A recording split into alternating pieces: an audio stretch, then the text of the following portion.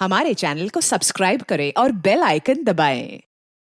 नमस्कार, मैं दिव्यांका त्रिपाठी दहिया स्वागत करती हूँ आपका क्राइम पेट्रोल सतर्क विमेन अगेंस्ट क्राइम के इस एपिसोड में। औरतें आमतौर पे सहनशील होती हैं। कई बार अपने ऊपर हो रही ज्यादतियों को औरतें चुपचाप सह लेती हैं और अगर नहीं तो उन्हें चुप कर दिया जाता है। तो ये कविता की कहानी क्या थी? उसका ये हाल किसने किया? ये उसके चुप रहने का अंजाम था या कुछ बोलने की सजा मिली उसे? कविता बचपन से अपने अपनों के लिए संघर्ष कर रही थी, लेकिन उसके संघर्ष की वो एक रात इतनी काली थी जिसकी वहशत से अगला सवेरा भी कांप उठा।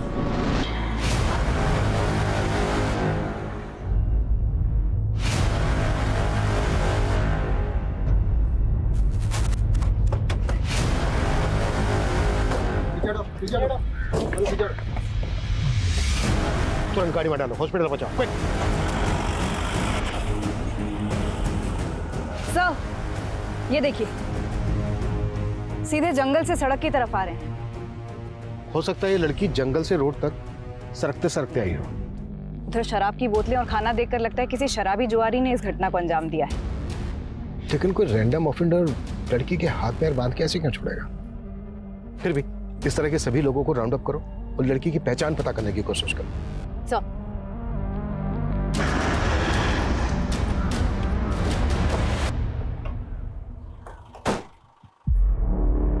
सर, लड़की की कंडीशन बहुत ही क्रिटिकल है।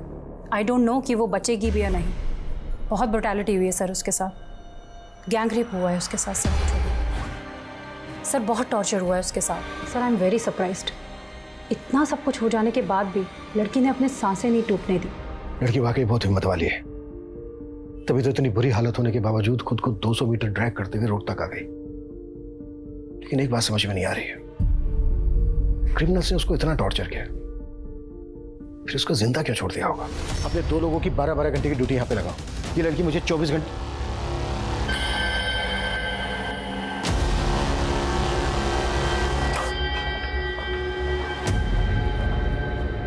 सिस्टर, इनका हाथ ऐसे ऐसे सीधा करना है। राकेश, फोटो लो।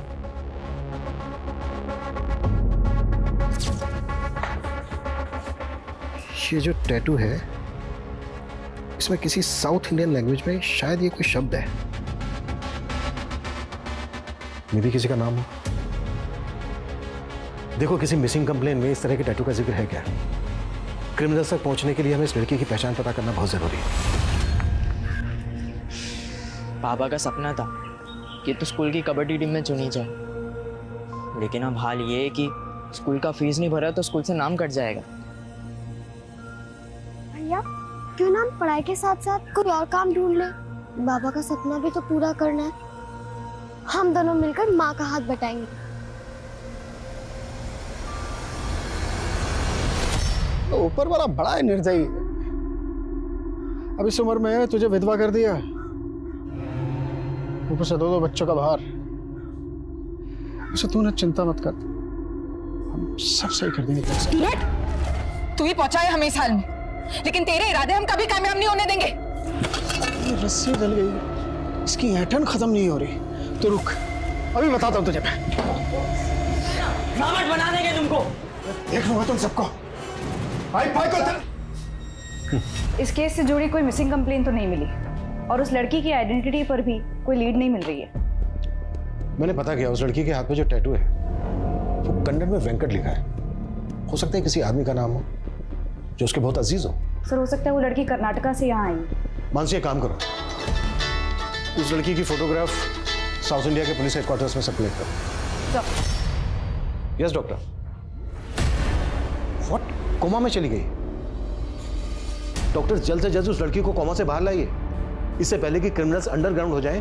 उसका स्टेटमेंट लेना हमारे लिए बहुत जरूरी है। सर, मैं अपनी पूरी कोशिश कर रही हूँ, लेकिन मैं ऐसा कह नहीं सकती कि मैं लड़की को बचा पाऊंगी या नहीं बचा पाऊंगी।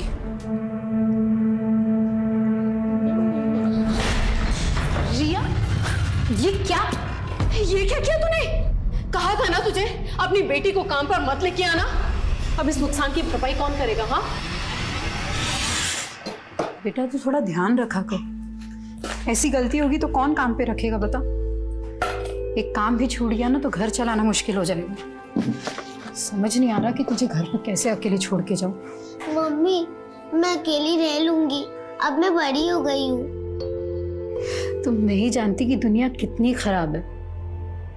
मुझे आज भी याद है कि मैंने कितना सहा जब मैं छोटी थी। कविता का एक संसार था, लेकिन मुश्किल के वक्त में वो अकेले लड़ रही थी अपनी मौत के साथ। पुलिस को लग रहा था कि वेंकट कविता का कोई अजीज होगा, लेकिन अब तक पुलिस ऐसे किसी वेंकट को नहीं ढूंढ पाई थी जो कविता को जानता हो। कविता के गुनहगार उसके अपने थे या कोई गैर? रिया बेटा, उठो बेटा, कुछ खा लो। आ जाओ, उठो बेटा, उठो।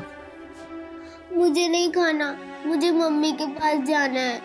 रिया ऐसे रोते नहीं है, मैंने कहा ना मम्मी जल्दी आ जाएगी, कुछ खा लो। नहीं, आप रोज झूठ बोलते हो, मुझे मम्मी के पास जाना है। अच्छा एक काम करते हैं, मैं ना तुम्हें मोबाइल पर कार्टून दिखाती हूँ, फिर खाओगी?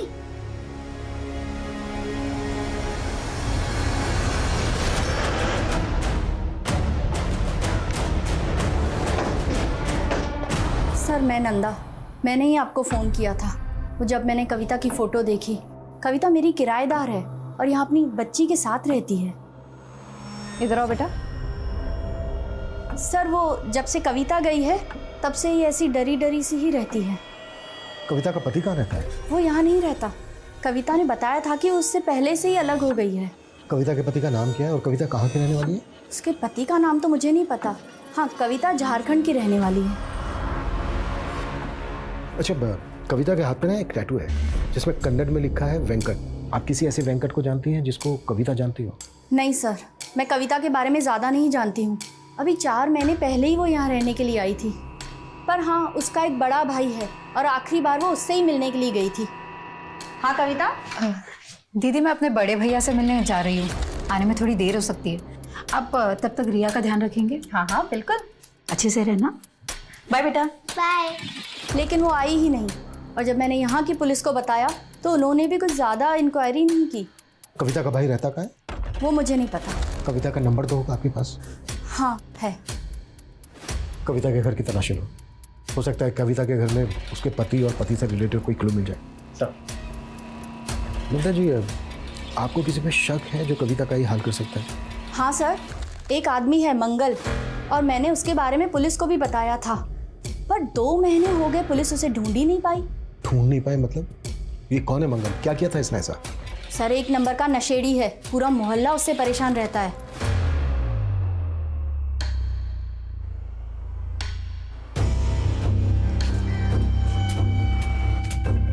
बेटा आप अकेले खेल रही हो?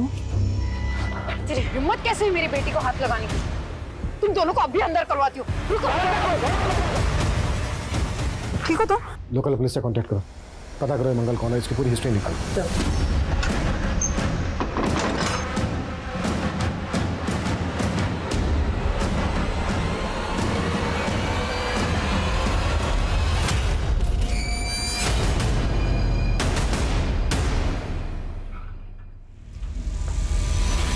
मम्मा, मम्मा।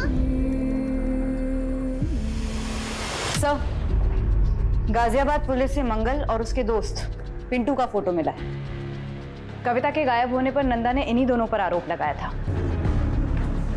मंगल, पुलिस कविता के घर तक आ पहुंची है। मंगल और पिंटू की तलाश के साथ साथ हमें यह भी पता लगाना होगा कि कविता का पति इस वक्त कहाँ है। कविता आखिरी बार अपने भाई से मिलने गई थी तो कहाँ गई थी, और कविता का पति और उसका भाई कविता की पहचान के लिए आगे क्यों नहीं आए? कविता के घर से हमें ये 2 फोटोग्राफ मिले थे, हमें यह भी पता लगाना होगा कि कविता के साथ इनका क्या रिश्ता है। रिया बेटा, आप इनको जानते हो? कौन है ये? ये मेरे पापा है। अच्छा, तो ये आपके पापा हैं। बेटा नाम क्या है इनका? संपत। अच्छा बेटा, आपके पापा आपके साथ क्यों नहीं रहते? रिया, जो मैं कह रही हूँ उसे हमेशा याद रखना। अगर तुम्हें कोई भी छूता है तो तुम्हें पता होना चाहिए कि किस इरादे से छू रहा। अगर कोई तुम्हें यहाँ छू या ऐसे पकड़े तो समझ लेना वो ठीक नहीं है, गलत है। वहां से भाग जाना या मदद के लिए जोर से चिल्लाना ठीक है?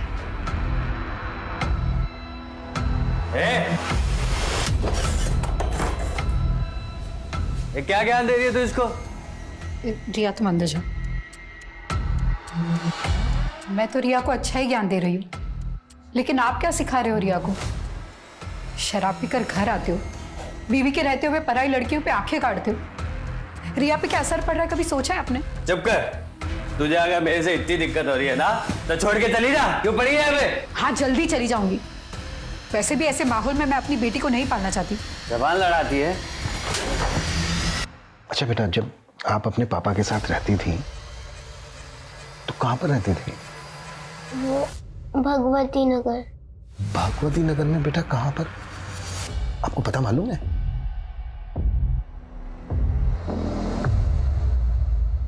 अच्छा बेटा, ये कौन है, इनको जानते हो? ये मेरे प्रवीण मामा है। तो बेटा ये जो साथ में है ये आपकी मामी होंगी, है ना? हाँ, सुजाता मामी। बेटा आपकी नंदा आंटी ने बताया था कि आपकी मम्मी आपके प्रवीण मामा से मिलने गई थी। आपको पता है वो क्यों गई थी और आपके प्रवीण मामा और मामी कहाँ पर रहते हैं? पता नहीं। आपके प्रवीण मामा और मामी का कभी कोई झगड़ा हुआ था? चॉकलेट? नहीं, ये ऐसे नहीं मिलेगी। पहले मामा को ये लो तुम्हारी चॉकलेट। ये लो। मामी, आपको पता है मैंने कल ड्राइंग बनाई। अच्छा, चलो दिखाओ मुझे। भाभी चाय 2 मिनट में आई। अरे कविता, तुमने रिया का एडमिशन कराया ना स्कूल में? वो भैया दाखिले से पहले बच्चे के माँ बाप का भी इंटरव्यू लेते हैं। इसके लिए हमें अंग्रेजी सीखनी पड़ेगी। बस कैसे भी करके उसका वहाँ दाखिला हो जाए। भैया वहाँ स्पोर्ट्स भी है। अच्छा। अब हम तो कबड्डी प्लेयर बन नहीं पाए, पर रिया हमारे बाबा का सपना जरूर पूरा करेगी। अच्छा है ना? बनेगी ना तो कबड्डी प्लेयर? हाँ मम्मा, मैं बहुत बड़ी कबड्डी प्लेयर बनूंगी। ओह अच्छा अच्छा, तो आपकी मम्मी आपको कबड्डी प्लेयर बनाना चाहती है ना? Strong girl. अच्छा बेटा, आपकी मम्मी के ना यहाँ पर हाथ पर बेटा ये एक कन्नड़ में ना एक नाम लिखा है, वेंकट। बेटा आप बता सकते हो ये वेंकट कौन है?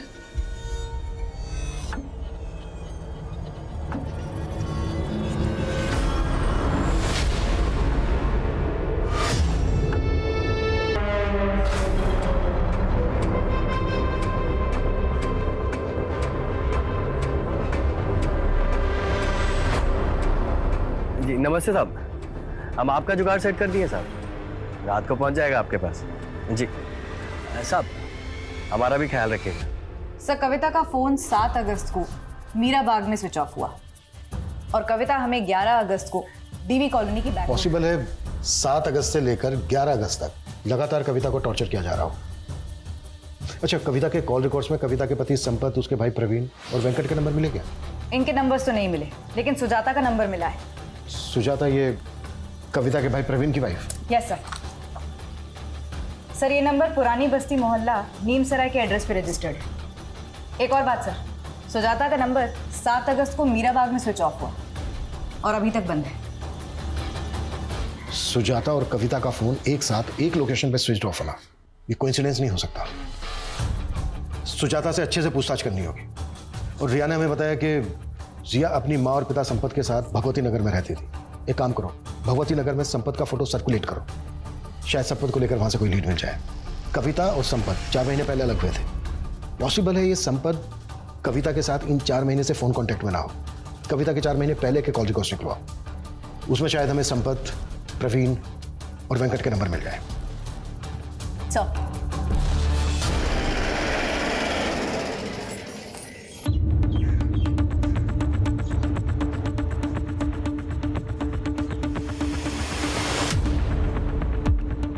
यहाँ तो अक्सर ताला ही लगा रहता है। सुजाता बहुत कम ही रहती है यहाँ पे। और उसका पति प्रवीण, वो नहीं रहता यहाँ पे? उसका तो कोई पति है ही नहीं। पति नहीं है? हमें तो पता चला कि ये उसका पति है। इसे तो कभी नहीं देखा यहाँ पे। और ये कविता नाम है इसका। इसे भी नहीं देखा। सुजाता की फैमिली में और कौन कौन है? उसकी कोई फैमिली नहीं है, वो अकेले ही रहती है और जब भी आती है तो नए नए आदमी आते जाते रहते हैं। हमने तो सुना है वो धंधा करती है। What? सुजाता एक प्रोस्टिट्यूट है? कविता और सुजाता का फोन एक साथ 7 अगस्त को मीराबाग में स्विच ऑफ हुआ था। मैंने कहा था ना, ये कोइंसिडेंस नहीं हो सकता। सुजाता इस वक्त हमारी प्राइम सस्पेक्ट है। हमें सुजाता और प्रवीण दोनों को ढूंढना होगा। और थोड़ा देना, बाद में दूंगा भाई। अरे वो मंगल मांग रहा है। समझा दे। ए, पुलिस, अबे भाग!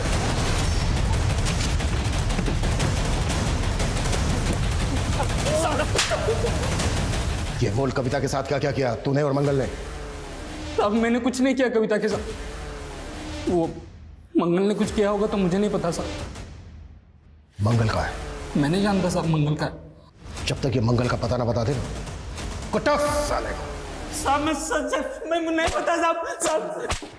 सर, स्कॉट सर्विसेज के एक वेब पोर्टल पर सुजाता का फोटो मिला, ये देखिए। बुक करो इसे और ट्रैप करो। संपत के बारे में कुछ पता चला?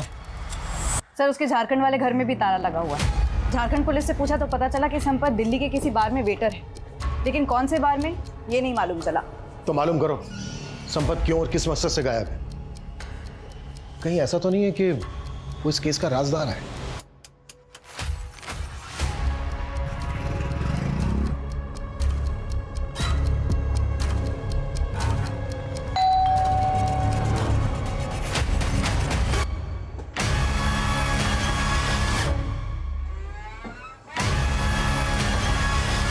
चलें। नहीं सर, सर आप जिस नंबर की बात कर रहे हैं वो मैंने ही इस्तेमाल करती थी। वो तो कविता का भाई प्रवीण इस्तेमाल करता था सर। तो प्रवीण कहाँ है? सर मुझे नहीं पता कहाँ है वो। देखो, हमें पता चला है कि तुम प्रवीण की वाइफ हो। हम तो सिर्फ अच्छे दोस्त थे और प्रवीण तो किसी का पति बन ही नहीं सकता। क्यों? सर वो नामर्द है सर। प्रवीण नामर्द है? मैं झूठ नहीं बोल रही हूँ सर। इसीलिए तो वो सबसे अपनी पहचान छुपाता रहता था। लेकिन वो शुरू से ऐसा नहीं था सर, उसे नामर्द बना दिया गया था। मतलब? कविता और उसका परिवार झारखंड के एक छोटे से कस्बे में रहते थे। वहाँ पे ज़मीन के विवाद में कोई नारायण नाम का आदमी, उसने उसके बाप को मरवा दिया और उसी आदमी ने उसकी माँ का रेप करने की भी कोशिश की। दोबारा हमारी अम्मा को हाथ लगाए ना, नामर्द बना देंगे तुमको। इसी बात का बदला लिया था वो लोग ने प्रवीण से। सर उन दोनों के साथ कभी कुछ सही नहीं हुआ। वो बेचारे अपनी माँ को लेकर शहर आ गए। हमारे पड़ोस में ही रहते थे। उसकी माँ और उसकी बहन घर घर जाकर काम करके अपना गुजारा कर रहे थे वो लोग। और इस हादसे के बाद तो प्रवीण जैसे डिप्रेशन में चला गया था। कई सालों तक तो हमें लगता था कि प्रवीण को कोई दिमागी बीमारी है। वो इतना चुप चुप रहता था। सर कविता ने मुझे कभी नहीं बताया कि प्रवीण के साथ क्या हुआ है, लेकिन मैं मन ही मन प्रवीण को पसंद करती थी। और फिर एक दिन मैंने उसे बाजार में इसे देखा। जब उसकी माँ गुजर गई और कविता की भी शादी हो गई, उसके बाद तो प्रवीण और भी अकेला हो गया था। लेकिन मैंने एक सच्चे दोस्त के नाते उससे मिलना बंद नहीं किया। वो तो कविता के बेटी और उसके पति को भी अपनी सच्चाई नहीं बताया। उन्हें यही लगता है कि मैं उसकी बीवी हूँ। लेकिन तुमने अभी तक ये नहीं बताया कि प्रवीण कहाँ है। सर कई महीनों से मैं प्रवीण से नहीं मिली हूँ। कविता का पति कहाँ है अब? इस बारे में मुझे नहीं पता सर। कविता कौन से गांव की रहने वाली है? गोदा गांव के रहने वाले हैं वो लोग। कविता के हाथ में यहाँ टैटू है एक, जिसमें कन्नड़ में लिखा है वेंकट। ये वेंकट कौन है? मुझे नहीं पता सर। पता करो इस सुजाता की कहानी में कितनी सच्चाई है, या ये फिर अब भी हमें घुमा रही है। झारखंड पुलिस से कांटेक्ट करो। सर पल्लवी नाम की एक लॉयर है, कविता के बारे में कुछ बात करना चाहती है। पल्लवी? सर मैं वेकेशन पे गई थी, वापस आई तो पता चला कविता के साथ इतना सब कुछ हो गया। आप कविता को कैसे जानती हैं? मेरी क्लाइंट है वो सर। कविता क्लाइंट है आपकी? जी सर। कविता का रेप हुआ था सर, और वो चाहती थी कि मैं उसका केस लड़ूं। किसने किया था? रामबाग पुलिस स्टेशन के कांस्टेबल मुकेश ने सर। कविता उसके घर पे काम करती थी और इसी ने कविता का रेप किया सर। एक पुलिस कांस्टेबल ने कविता का रेप किया था? जी हाँ सर, और उसके पति ने भी उस बेचारी का साथ नहीं दिया सर। ये आंसू बहा के मत दिखा। हाँ क्या भरोसा तू खुद सोई हो उसके साथ जाकर, और जब मन भर गया और लगा कि मुझे तेरे इस रिश्ते के बारे में पता चल जाएगा तो नाटक कर रही है। कैसे आदमी आप? मेरे साथ इतना सब गलत हुआ और मुझ पे ही लाछन लगा रहे। तो तेरी क्या आरती उतारूं मैं? चुप करके बैठ जा। और है ना, तू जानती है ना वो कितना पावरफुल आदमी है, कुछ नहीं कर सकती तू उसका। मैं चुप नहीं रहने वाली, चाहे आप मेरा साथ दे या ना दे, मैं इंसाफ लेके रहूंगी। तुम्हारा रेप हुआ 16 फ़रवरी को, तुम पुलिस स्टेशन पहुंची 18 फ़रवरी को। 2 दिन क्यों चुप रही कविता?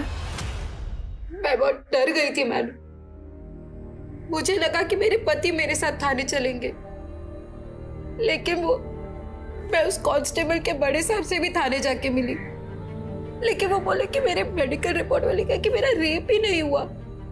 तुम्हारा रेप होने के 2 दिन बाद तुम्हारा मेडिकल हुआ था ना, तो इसीलिए शायद मेडिकल रिपोर्ट में रेप कंफर्म नहीं हुआ होगा। और तुम आई भी तो मेरे पास रेप होने के 1 महीने बाद। तो क्या आप भी मेरी मदद नहीं करेंगे? उसकी आंखों में सच्चाई थी सर। ये केस मेरे लिए भी काफी मुश्किल था, पर मैंने तय कर लिया था कि मैं कविता का केस लड़ूंगी। आप जो ये कह रही हैं, आपके पास कोई एविडेंस है? इससे बड़ा क्या सबूत होगा सर? जब से मैंने कविता का केस लिया मुझे धमकियां मिल रही हैं। कौन थे वो लड़के? दोनों की शक्ल नहीं देख पाई सर, दोनों ने हेलमेट पहन रखा था। पर हाँ, मैंने बाइक का नंबर नोट किया सर, क्रॉस चेक भी किया मैंने आरटीओ से, नंबर प्लेट फेक था सर। मुझे यकीन है सर, ये दोनों भेजे हुए गुंडे ये मुकेश के ही थे। आज कविता भले ही कॉमा में है सर, लेकिन मैं उसकी लड़ाई जारी रखना चाहती हूँ।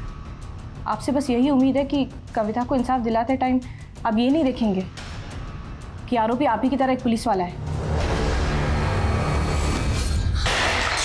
रिया, ये क्या किया तूने? कहा था ना तुझे अपनी बेटी को काम पर मत लेके आना। अब इस नुकसान की भरपाई कौन करेगा? हाँ, आखिरी बार बोल रही हूँ, इसे काम पे मत लेके आना। अरे इतना अच्छा शोपीस तोड़ दिया देखो तो। बच्चे क्यों डांट रही हो तुम? है छोटी सी चीज तो तोड़ी है।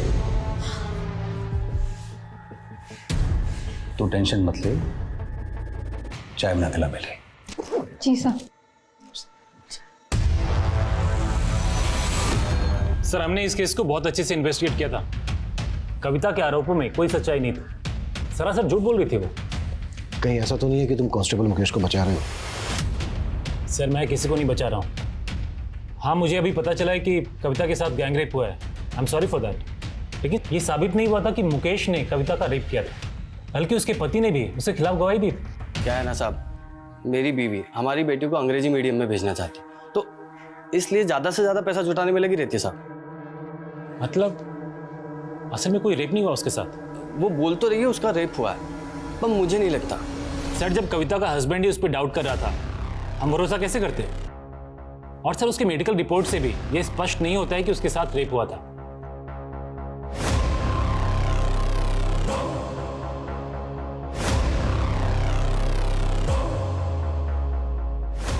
नहीं सर, ऐसा नहीं है जैसा आप कह रहे हैं। सर, दरअसल क्या है कि कविता की बेटी ने हमारे घर में एक कीमती सामान तोड़ दिया। मेरी बीवी उदिता ने उसकी बेटी को डांट दिया। बस सर, इसी खुंदक में उसने मुझे बदनाम करने की कोशिश की। लेकिन उसके पति ने तो स्टेटमेंट दिया है कि वो ये सब करके तुमसे पैसा वसूल करना चाहती थी। कहीं ऐसा तो नहीं है कि वो स्टेटमेंट देने के लिए तुमने उसके पति को खरीद लिया था? सर, मैंने ऐसा ना तो किया है और ना ही मेरे खिलाफ कोई ऐसा आरोप साबित हुआ है। इनफैक्ट मैं तो छुट्टी लेके चला गया था जब ये इन्वेस्टिगेशन शुरू हुई थी, ताकि इन्वेस्टिगेशन अच्छे तरीके से हो जाए। और फाइनली सच्चाई निकल कर आई सबके सामने और मुझे मेरी वर्दी वापस मिल गई। पर उसने कसम खाई थी तुम्हारी वर्दी उतरवाने की। वो अब भी कोर्ट में जाना चाहती थी तुम्हारे खिलाफ। कहीं ऐसा तो नहीं है कि इसी डर की वजह से तुमने? सर, मैं अभी भी रेडी हूँ। आप जो इन्वेस्टिगेशन करना चाहते हैं कर लीजिए, और अगर कोई भी चीज़ मेरे खिलाफ आती है तो मैं सजा पाने के लिए भी तैयार हूँ। जिस कॉन्फिडेंस के साथ कांस्टेबल मुकेश बात कर रहा था, उससे तो यही लग रहा है कि उसने फुल प्रूफ प्लान बनाया होगा। आई एम श्योर इसने कविता के हस्बैंड को भी खरीद दिया होगा। सर, हो तो ये भी सकता है कि कांस्टेबल मुकेश ने मंगल की रंजिश का फायदा उठाकर ये कांड करने के लिए उसका इस्तेमाल किया। सर, कविता का फोन मीराबाग में ही बंद हुआ था, और सर उसी दौरान वहाँ की पुलिस को एक किन्नर की लाश मिली थी। सर, इसका फोटो है। नहीं हो सकी थी, इसलिए इसका अंतिम संस्कार कर दिया गया। लेकिन सर, इस लाश का चेहरा कविता के भाई प्रवीण से हूबहू मिलता है, और सर प्रवीण भी तो किन्नर ही था। इसका मतलब सिर्फ कविता ही नहीं, बल्कि कविता का भाई प्रवीण भी क्रिमिनल्स के टारगेट पे था। जी सर, सुजाता ने हमें जो इन्फॉर्मेशन दी थी वो भी सही थी सर। 12 साल पहले कविता के पिता सुबोध की हत्या हुई थी, जिसका प्राइम सस्पेक्ट नारायण ही था। लेकिन सर पुलिस को नारायण के खिलाफ कोई सबूत नहीं मिला था। पर क्या 12 साल पुराने उस हादसे का इस केस से कोई कनेक्शन हो सकता है? शक के आधार पर पुलिस नारायण को भी इन्वेस्टिगेट कर रही थी। 12 साल पहले हुए गुनाहों से ज्यादा उसने मौजूदा वक्त में बर्बरता देखी। बचपन में उसकी मासूमियत पर वार किया गया और शादी हुई तो पति की घरेलू हिंसा का वार किया गया। बेटी को अच्छी शिक्षा देने के लिए उसने काम शुरू किया तो उसकी अस्मिता पर वार किया गया। क्या उसे किसी भी मोड़ पर इंसाफ मिलेगा? उसकी बच्ची कुछ ही सांसें भी इंसाफ के लिए गुहार लगा रही थी, लेकिन इंसाफ की लड़ाई जारी रख पाना अब उसके लिए बहुत मुश्किल नजर आ रहा था। क्या उसके गुनहगार उसके अटूट हौसले से भी ज्यादा ताकतवर थे? राकेश, 7 अगस्त को कविता को अपनी किस पार्टी के पास भेजा था तूने जिसने उसका यह हाल किया? साहब मैं मानता हूँ मैं गलत आदमी, ये लड़कियों का धंधा करता हूँ, पर साहब मैंने कविता के साथ कुछ भी गलत नहीं किया। कांस्टेबल मुकेश से कितने पैसे लिए तूने? साहब मैंने कोई पैसे नहीं लिए साहब। तो तुझे यकीन था कि कविता का रेप नहीं हुआ? साहब तब यकीन नहीं था, पर अब लग रहा है बहुत बुरा हुआ उसके साथ साहब। लेकिन मैं इसमें शामिल नहीं हूँ साहब, सच बोल रहा हूँ, माँ कसम साहब। वेंकट कौन है? वेंकट? हाँ वेंकट, कविता के हाथ पे कन्नड़ में लिखा है वेंकट। कौन है ये?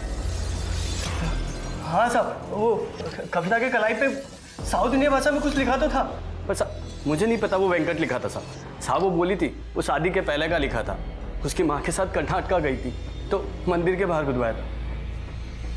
ये मंगल तेरे रैकेट का हिस्सा है ना? मैं नहीं जानता साहब किसी मंगल को।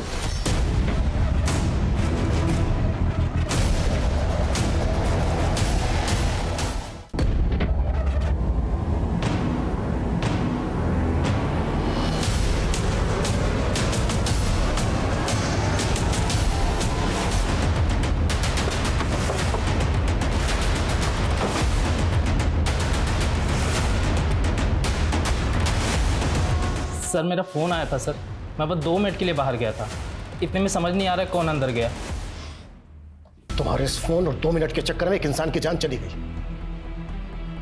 सीसीटीवी फुटेज निकलो। सर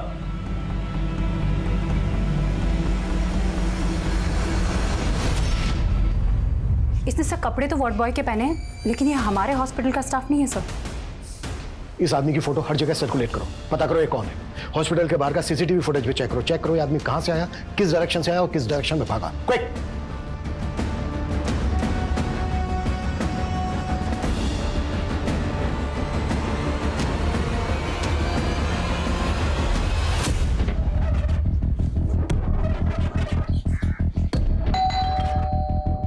सर फोन ट्रेस हो गया है, इसकी लोकेशन।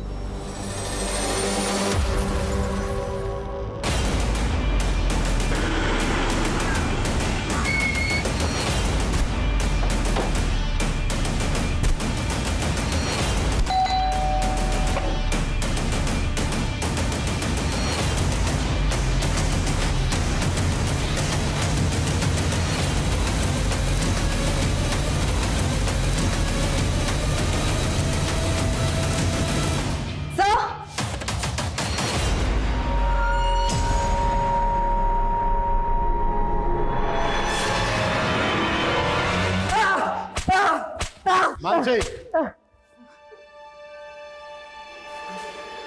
चलो हो जाओ शुरू। बताता हूँ सर, बताता हूँ सर। पहले हमने उसके भाई को मारा। हाँ। फिर हमने सोचा कि वो हॉस्पिटल में मर जाएगी, लेकिन फिर हमने सोचा उसे हॉस्पिटल में ही मार देते हैं। और ये सब तुमसे पल्लवी ना करवाया ना? हाँ। मैं नहीं जानती इसे। 2 लड़कों ने आपको जान से मारने की धमकी दी थी ना? हाँ। जरा ध्यान से देखिए, हो सकता है उन्हीं में से कोई एक हो सकता है। हाँ ये हो सकता है। सर एक बात है कि पल्लवी मुझे कुछ ठीक नहीं लग रही है। एक काम करो, उसका फोन सर्विलेंस पे डाल दो। हेलो, पुलिस तुम्हारे ड्राइवर का फोटो घुमा के ढूंढ रही है।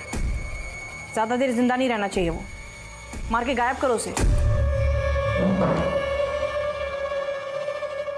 तुम इतनी भी चालाक नहीं हो कि हमें घुमा सको। क्यों क्या है सब? मैंने ये कविता का रेप केस ये सोच कर लिया था कि अगर मैं ये पुलिस कांस्टेबल मुकेश को सज़ा दिला देती हूँ तो बहुत जल्दी पॉपुलर हो जाऊँगी। लेकिन जैसे जैसे मैंने इसका केस स्टडी किया तो पता चला कविता को बेकसूर साबित करने के लिए इस केस में तो कुछ है ही नहीं, न गवाह ना सबूत। सोचा लैक ऑफ एविडेंस के चलते अगर मैं ये केस हार गई तो करियर बर्बाद हो जाता मेरा। इसीलिए मैं उस कविता को टालने लग गई थी। मैडम, आप इतने दिन से बोल रही है कि कोर्ट में अर्जी फाइल करेंगे, लेकिन अभी तक कुछ किया नहीं। हाँ तो टाइम लगता है ना कविता। लेकिन मुझे अभी आप पे भरोसा नहीं है। मैंने जो आपको फीस के पैसे दिए थे वो आप वापस कर दीजिए। तेवर ना जाके किसी और को दिखाना, जा नहीं करते तेरे पैसे वापस, निकल चल। मुझे मालूम था आप यही बोलेंगे, इसलिए मैंने आपका वीडियो निकाला। ये देखिए, आप देखना कि मैं क्या करती हूँ। मैंने तो उसे यही जताया कि मैं उससे डर गई हूँ। उसे बोला अपने सारे पैसे आके लेके जा। लेकिन काम वाली बाई मेरे चेम्बर में घुस के मुझे आंखें दिखा रही थी। मुझसे बर्दाश्त नहीं हुआ। मैंने उसे मीरा बाग बुलाया और बोला आके अपने पैसे लेके जा। फिर मैंने अपने बॉयफ्रेंड गुलशन को भेजा। उसने उसे वहीं से उठाया और एक वकील के पेशे को बदनाम किया है तुमने, और तुम्हें इसके लिए जरा भी पछतावा नहीं है।